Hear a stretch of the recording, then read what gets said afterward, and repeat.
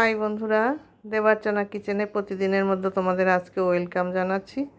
আজকে দেখো আমি তোমাদের জন্য যে রেসিপিটা নিয়ে এসেছি, ইলিশ মাছের ঝোল। আমি কোনো মশলা দেইনি, সামান্য একটু মশলা দিয়েছি না দেওয়ার মতো।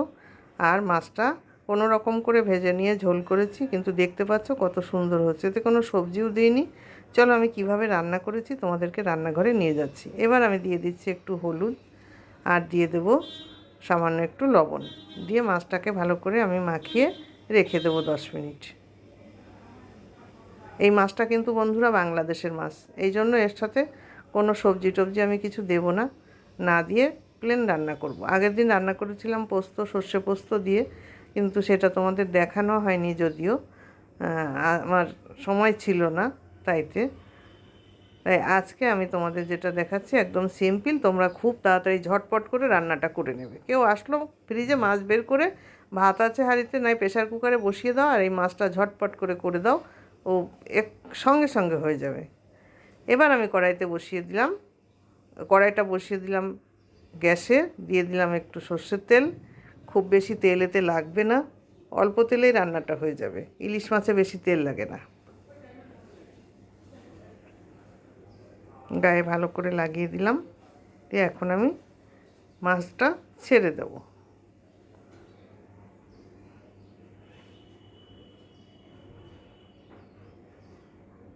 আগেই 3 পিস দিলাম, এটা একটু হয়ে আসলে তারপরে লেজাটা দেব, কারণ মাছের পিসগুলো তো বেশ বড়, ওই জন্য ধরবে না। আর আমরা মাছের কোলগাদা করে আনা হয় না, আমাদের সব একছেয়ে মাছ আনা হয়, মাঝখান থেকে কাটা হয় না, কারণ খাওয়ার লোক কম। তো সবসময় তোমাদের বলি আমাদের খাওয়ার লোক কম, এই জন্য আমাদের এইভাবেই মাছ কেটে নিয়ে আসা হয় এবং অল্প পরিমাণে আনে। কে খাবে?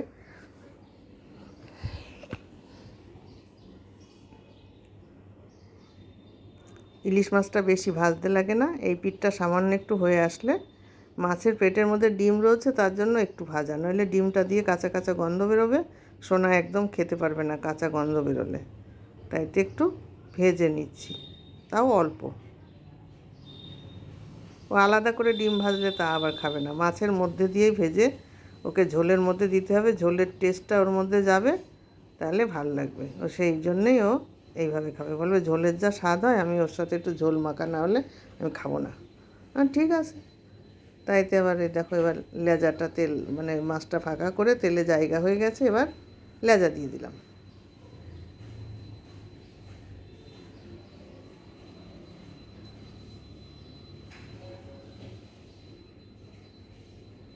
এবার আমি আস্তে আস্তে করে এই মাছগুলোকে, ভাজা হয়ে গেছে যখন, তখন আমি তুলে নেব, আর আমার ভাজতে হবে না, হয়ে গেছে।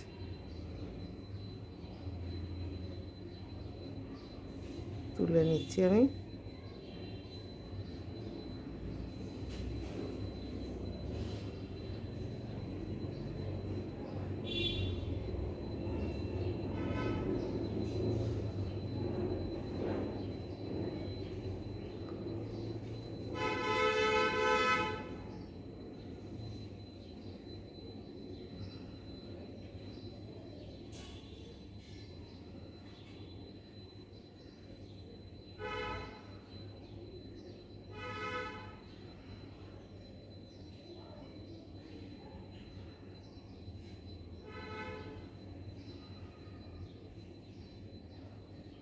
লেজাটা আমি একটু ওদিকে গেছি, লেজাটা একটু বেশি ভাজা হয়ে গেছে।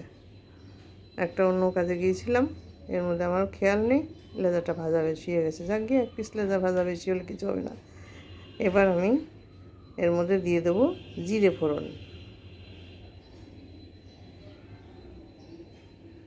দিয়ে এখন এর মধ্যে কি করব দেখো, দেবো একটু লঙ্কা বাটা। লঙ্কা বাটাটা তেলের পরে দিলাম কেন, না হলে কাঁচা গন্ধ বেরোবে লঙ্কার, এই জন্য আমি লঙ্কাটা তেলের পরে দিয়ে একটু নাড়াচাড়া করে নেব। আর এই যে জিরে বাটা আর ধনে বাটাটা তোমাদের দেখালাম, এটার মধ্যে আমি জল ঢালবো, জল ঢেলে ওই বাটনার জলটা আমি মাছের মধ্যে দিয়ে দেবো, না একটু কষাবো। ওটা 1/2 চামচ মতো বাটনা আছে, মাছটা দিয়ে দিলাম, দিয়ে এবার আমি এই জলটা ঢেলে দেবো। দেখো বাটনা বেশি নেই, একদম 1/2 চামচ বাটনা দিয়ে, বাটনার মধ্যেই জল দিয়ে আমি এটাকে ঢেলে দিলাম। এবার মাছটা ফুটবে, সেই পরিমাণে আমাকে একটু জল দিতে হবে। যে মাছটা ভাজা ছিল যে থালাটায়, ওই থালাটা ধুয়ে একটু দিয়ে দিলাম জল, কারণ ওতেও তো একটু তেল লেগে লেগে থাকে, ওতে টেস্ট থাকে। হলুদ দিচ্ছি পরিমাণ মতো, আর লাগবে না।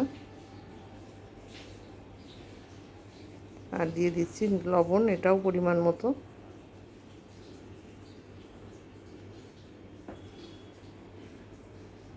এবার এটাকে আমি ফুটতে দেবো,